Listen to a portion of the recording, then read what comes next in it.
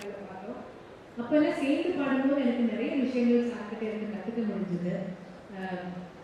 Expressions எப்படி கொடுக்குறது, ஒரு வேர்டோட மீனிங் அதை எப்படி எக்ஸ்பிரஸ் பண்ணணும், நிறைய விஷயங்கள் சார்கிட்ட இருந்து கற்றுக்கிட்டேன். மோர் தென் அதை விட ஒரு ஹியூமன் பீயிங், ஒரு நல்ல ஹியூமன் பீயிங் எப்படி பிஹேவ் பண்ணணுங்கிறது சார்கிட்ட இருந்து நிறைய விஷயங்கள் கற்றுக்க வேண்டியது. ஏன்னா மியூசிஷியன்ஸை நம்ம கூட வாசிக்கிற மியூசிஷியன்ஸை மோஸ்ட்லி நிறைய பேர் வந்து பாடிட்டு அப்படியே போயிடுறோம். அவங்க என்ன பண்ணுறாங்க, அவங்க சாப்பிட்டாங்களா, அதெல்லாம் யாரும் கவனிக்கிறது இல்லை.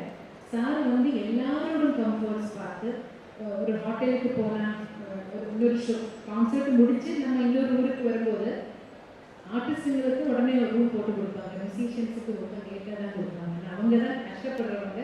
ஸோ சார் என்ன பண்ணார், ஒரு கான்சர்ட்டில் ஒரு ஊருக்கு போன உடனே ரிசப்ஷன்லேயே உட்காந்துட்டாருங்க, அவங்களுக்கு ரூம் முதல்ல கொடுங்க, அப்புறம் தான் நான் எங்கள் ரூமுக்கு போவேன்னு சொல்லிட்டு.